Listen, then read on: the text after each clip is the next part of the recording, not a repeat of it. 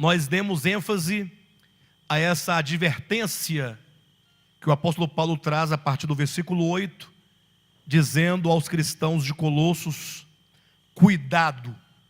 Essa expressão que chama a atenção da igreja, essa advertência que chama os irmãos para prestar atenção num perigo iminente, o perigo da apostasia, o perigo do desvio, ou no caso, porque desde aquela época já havia muitos falsos irmãos e falsos cristãos que estavam entrando nas igrejas, procurando de alguma forma deturpar o evangelho de Jesus Cristo, na mente dos crentes, no entendimento, levando em consideração que quando se distorce o sentido do evangelho, se perde naturalmente a sua essência, se perde a experiência daquela verdade.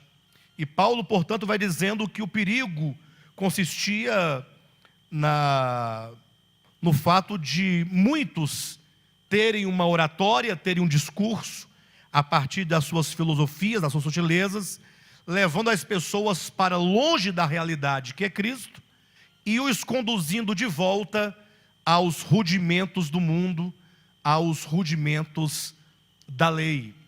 E o apóstolo justifica essa situação dizendo que os crentes nada precisam além do evangelho, uma vez que quantos creem na pessoa de Cristo, levando em consideração que Cristo, ele é a plenitude de todas as coisas, assim como a plenitude de Deus, então em Cristo todos os crentes estão aperfeiçoados.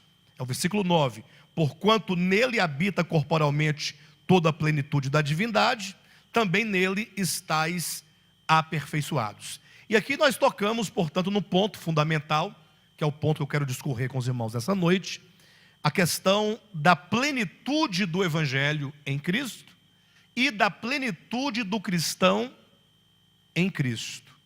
A gente vive num tempo em que as pessoas questionam assim: mas, pastor Alexandre, você acha que somente Cristo é tudo?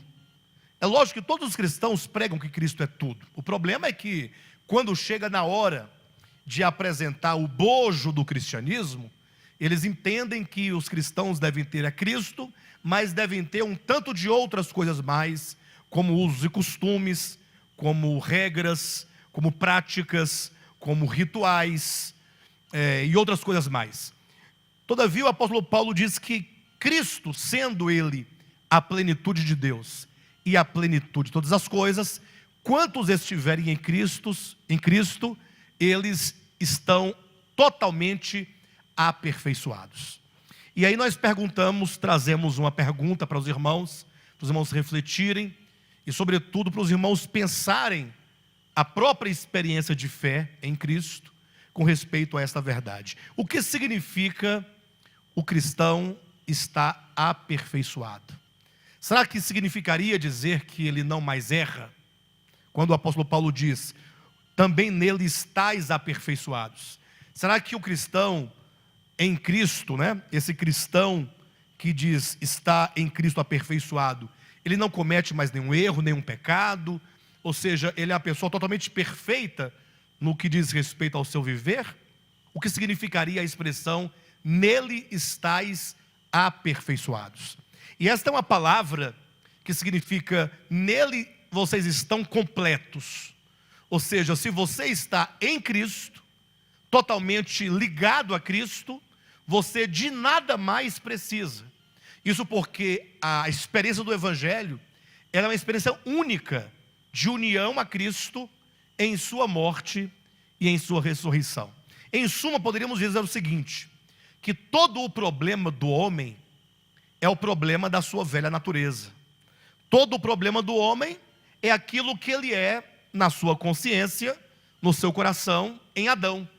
Ou seja, uma vez que Adão caiu, e de Adão para frente todos os homens pecaram, todos passam a herdar de Adão, no seu inconsciente coletivo, a mesma disposição e a mesma inclinação, a mesma ilusão de se afastar de Deus.